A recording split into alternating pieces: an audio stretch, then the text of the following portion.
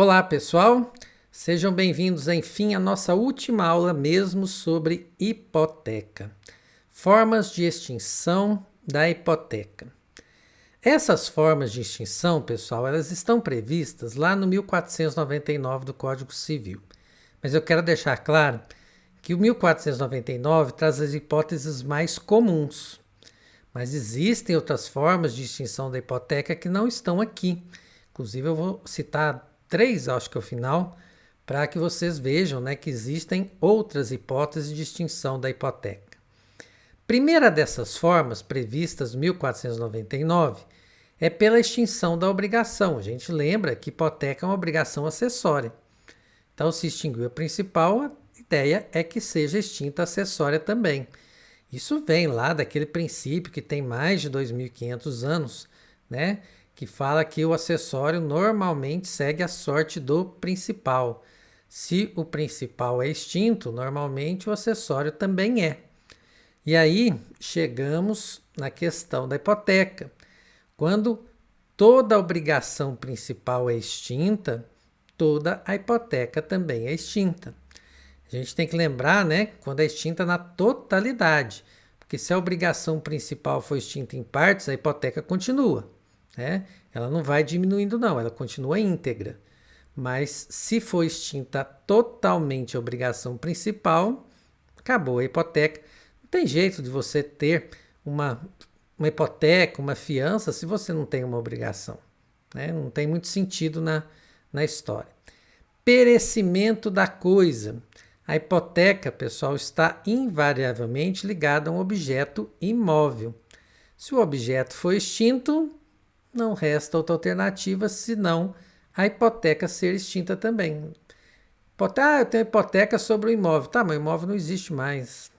Mas, então, que hipoteca que é essa? Certo? Então, extinta a totalidade do objeto, extinta a totalidade da hipoteca também. Coloquei aqui a totalidade para lembrar, mas se o objeto se deteriorar, né? Ele desvalorizou, aí não, a hipoteca continua. Só no caso de destruição completa mesmo do objeto deixar de ter existência. Pela resolução da propriedade. Embora não seja comum, porque não dá muitas garantias ao credor, é possível hipotecar um imóvel sujeito a termo ou condição resolutiva.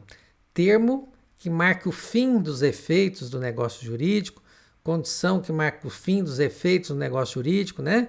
Quando a gente está falando de termo ou condição resolutiva, a resolutiva marca o fim dos efeitos do negócio jurídico. E termo, só para a gente lembrar, termo é data, né, pessoal? Um evento futuro e certo. Evento que vai acontecer. Diferentemente da condição, que é um evento que pode acontecer, porque é um evento futuro e incerto, né? Se você se formar, pode ser que a pessoa se forme ou não, né? Diferentemente de no próximo Réveillon, o próximo Réveillon vai acontecer, então é termo.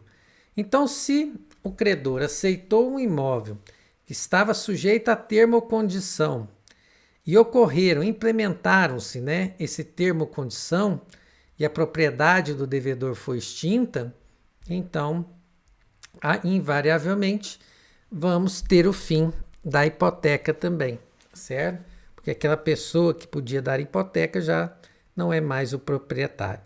Risco do credor. Aí depende do caso concreto se o credor quer assumir esse risco. Renúncia do credor, nós estamos falando aqui não renúncia do crédito, mas renúncia da hipoteca, certo? Então a pessoa que chega lá e faz um termo dizendo eu estou renunciando à hipoteca, vou ficar com o direito de receber, só não quero mais a garantia acessória da hipoteca. Lembrando que essa renúncia tem que ser expressa, ela não se presume, e no nosso caso aqui por escritura pública, até porque nós vamos ter que registrar essa renúncia aqui, certo? Essa renúncia da hipoteca não se aplica ao que nós estudamos sobre hipotecas legais, porque todos os casos de hipoteca legal são matérias de ordem pública. O Estado tem interesse em manter aquela hipoteca para proteger eventuais credores, né? Do filho, por exemplo, contra os pais que não fizeram inventário, tem um interesse social nisso. Então, não se aplicam as hipotecas legais. Remissão. O que é a remissão? Resgatar o imóvel hipotecado. Ah, o imóvel está hipotecado, vai ao leilão, vou lá e pago a hipoteca. Beleza, tá certo? Mas isso eu não vou entrar nesses detalhes, tem mais coisas para ser ditas sobre essa remissão e eu peço a que vocês vejam as aulas que nós explicamos sobre os artigos 1481 e seguintes do Código Civil. Arrematação ou adjudicação judicial. O imóvel vai à praça e aí alguém arrematou, alguém adjudicou, isso vai ser a extinção da hipoteca.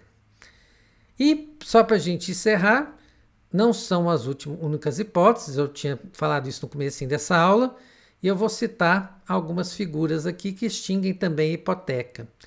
Credor que compra o imóvel hipotecado. Consolidação da propriedade.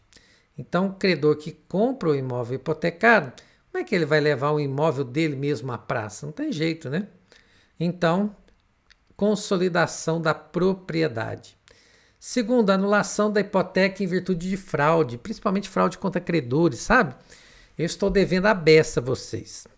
E aí eu tenho um imóvel, né, que vocês poderiam penhorar. E aí o que eu faço? Eu vou para o Joaquim, que é meu amigo, e falo assim, ô Joaquim, deixa eu fraudar uma hipoteca aí como se eu estivesse te devendo e eu te entrego esse imóvel em garantia, porque aí meus credores, né, vão ficar com dificuldade de levar esse imóvel meu à praça. Então o que nós estamos fazendo? Nós estamos fazendo uma fraude contra credores, né? Então está aí a possibilidade de anulação da hipoteca. E a figura da usucapião. A gente sabe muito bem que nem sempre, embora 99% das vezes seja, o titular registral, ou seja, o titular que tem o nome no cartório de registro, não é verdadeiramente o titular do bem, tá certo? Então, existe 1% das hipóteses, eu acho que eu me enrolei nessa explicação, 1% das hipóteses que aquele imóvel que consta lá no cartório em meu nome, eu já perdi para o usucapião. Ele pertence a terceiro. E se pertence a terceiro, todas as hipotecas que eu dei esse imóvel em garantia vão estar extintas também. Então, a usucapião é outra forma de extinção da hipoteca, né, que não está prevista no 1499. Tudo beleza, pessoal? Aqui então passamos a régua no estudo da hipoteca. Grande abraço a vocês.